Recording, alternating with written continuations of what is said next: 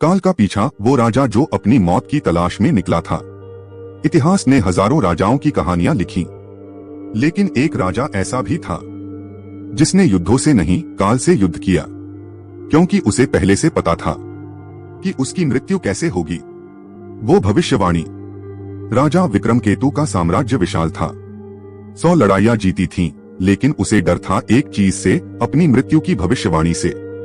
जब वो 12 साल का था, एक अंधा ऋषि महल में आया था। ऋषि, हे राजकुमार, तुम्हारा जीवन महान होगा, लेकिन मृत्यु तुम्हें तब मिलेगी जब तुम स्वयं मौत को चुनौती दोगे। सब लोग हंस पड़े, लेकिन राजा चुप रहा, क्योंकि उसने ऋषि की आंखों में काल को देखा था। राजा बनकर मौत को खोजने वाला विक्रमकेतु ने वचन लिया, मैं अपनी मौत को खोजूंगा और उससे पहले मरने नहीं दूंगा। उसने विद्वानों, संतों, तांत्रिकों से सवाल पूछे, क्या मृत्यु बदली जा सकती है? क्या काल को हराया जा सकता है? और हर कोई बस एक ही बात कहता, काल को हराना असंभव है, लेकिन उसे समझा जा सकता है। मौत की झलक। एक रात राजा एक योगिनी से मिला जो पहाड़ों में रहती थी। योगिनी, राजा, तुम्हें अपनी मृत्यु का कारण जानना है? राजा, हाँ, क्योंकि मैं उसे खत्म करना चाहता हूँ। योगिनी ने आंखें बंद की और कहा, जिस दिन तू समझेगा कि काल को मारा नहीं जा सकता, उसी दिन तू मुक्त होगा, लेकिन शायद वो तेरा अंतिम दिन होगा। काल से पहली मुठभेड़। एक दिन राजा एक रहस्यमय किले में पहुंचा, जहां लोग कहते थे यहाँ काल रहता है। वहां एक आवाज गूंजी, तू मुझे नहीं मार सकता, लेकिन मैं तुझे देख रहा हूँ। राजा तलवार निकालता है और चिल्लाता है, अगर तू मेरी मृत्यु है तो आ सामने आ, मैं डरता नहीं।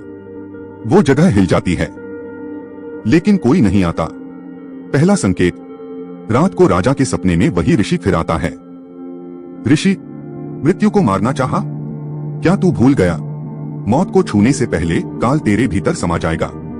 राजा उठता है, पसीने में तरबतर।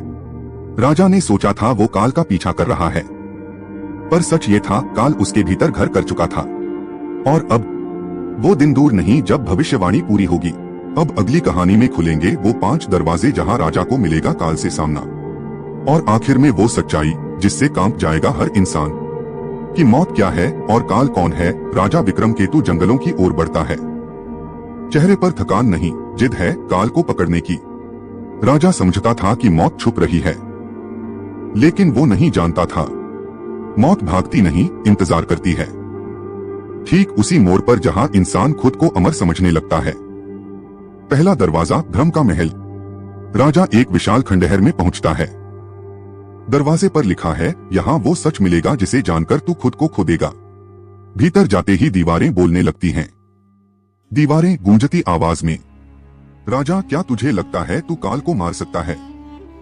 नहीं, क्योंकि काल तेरा भ्रम है, जिसे तू पकड़ने चला वो तेरे ही भीतर है। राजा चौंकता है।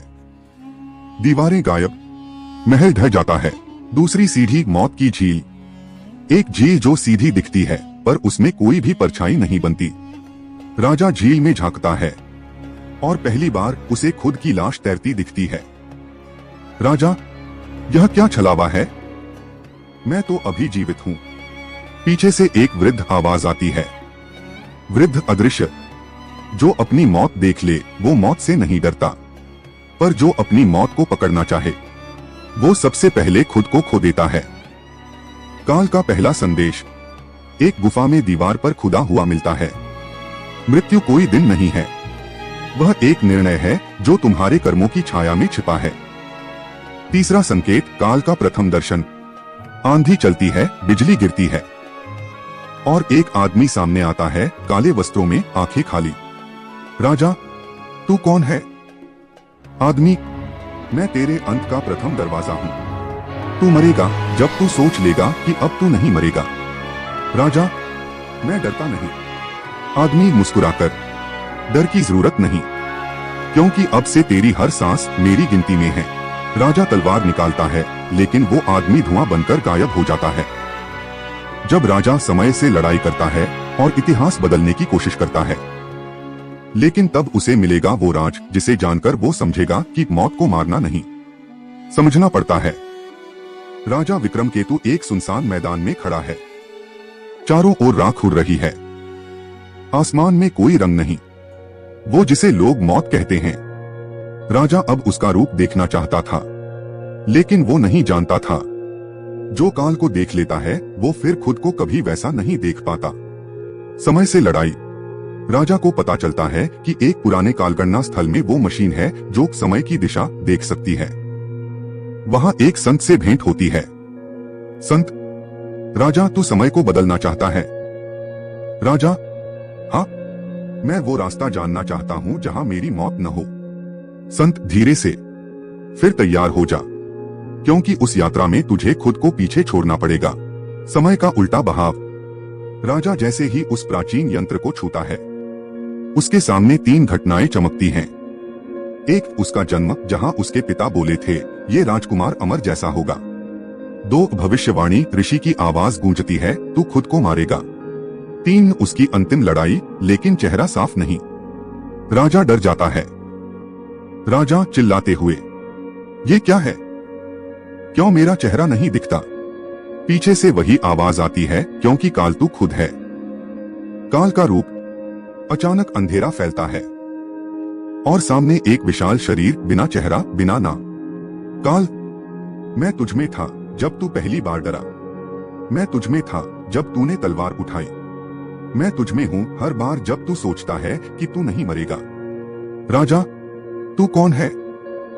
काल गूंजती आवाज में, मैं निर्णय हूं। मैं वह हूं जिसे हर इंसान टालता है, लेकिन हर किसी की सांसें मुझसे जुड़ी हैं। भूल। राजा गुस्से में काल पर तलवार चलाता है, लेकिन तलवार खुद उसकी ओर मुड़ जाती है। वह जमीन पर गिरता है और पहली बार उसे खून की गंध महसूस होती है।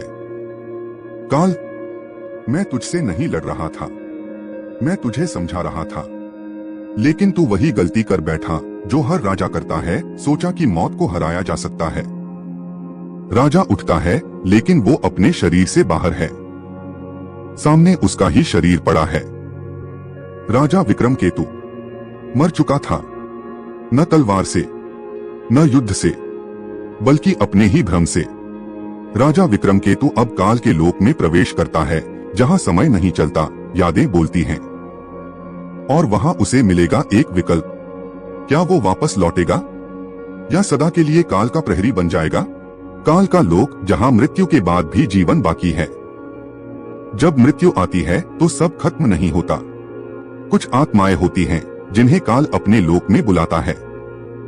विक्रमकेतु अब उसी लोक की ओर जा रहा था, जहां समय नहीं, सिर्फ सच होता है। आत्मा की यात्रा। राजा अपने मृत शरीर को जमीन पर देख रहा है। फिर उसकी आत्मा हवा में उठती है और चारों तरफ सफेद नीला धुंध छा जाता है। एक रहस्यमयी द्वार के पास वो पहुंचता है, जहां लिखा है, यहां प्रवेश केवल उन्हीं को मिलता है जिन्होंने मृत्यु को खोजा, न कि उससे भागे। काललोक का पहला दृश्य। दृश्य बदलता है। एक विशाल मैदान जिसमें कोई रंग नहीं, कोई सूरज नहीं, बस असीम सन्नाटा। वहां एक सिंहासन है और उस पर कोई बैठा नहीं, लेकिन उसकी आभा पूरे आकाश को भर रही है। राजा धीरे से, यह कौन सी जगह है? एक अदृश्य आवाज, यह काललोक है, जहां समय थम जाता है, जहां आत्मा अपना अंतिम निर्णय लेती है। काल का प्रश्न। विक्रमकेतु के सामने काल प्रकट होता है, लेकिन अब उसका रूप भयानक नहीं, शांत और प्रकाशमय है। काल, तू जीत गया विक्रमकेतु। तू वो पहला राजा है जिसने मौत को ढूंढा, उसे समझा और फिर स्वीकार किया। राजा, क्या अब सब खत्म हो गया? काल मुस्कुराकर, नहीं, अब विकल्प है तेरे पास। 2 दरवाजे, 2 द्वार प्रकट होते हैं। एक, पहला द्वार पुनर्जन्म, जहां राजा फिर से जन्म ले सकता है, लेकिन सब कुछ भूलकर। 2, दूसरा द्वार काल का प्रहरी, जहां वो काललोक का रक्षक बन जाएगा और दूसरी आत्माओं को मृत्यु की सच्चाई समझाएगा। काल, चुन विक्रमकेतु। क्या तू फिर से राजा बनना चाहता है, या वह बनेगा जो कभी मरेगा नहीं? काल का प्रहरी। राजा का निर्णय। राजा शांत हो जाता है, कुछ पल सोचता है, फिर वो काल की ओर देखता है। राजा, मैं मौत से नहीं भागा, उसे समझा, देखा और जाना। अब मैं वही बनना चाहता हूँ जो मृत्यु की कहानी कहे, मौत से डरे नहीं, सिखाए। मैं बनूंगा काल का प्रहरी। सिंहासन पर अब एक रोशनी जलती है। विक्रमकेतु का रूप धीरे धीरे प्रकाश में बदलता है और वह आत्माओं की रक्षा करने लगता है। वो राजा जो मौत को पकड़ना चाहता था, अब मौत को समझाने वाला बन गया, क्योंकि मौत अंत नहीं, समझ है, और वो समझ अब उसी के पास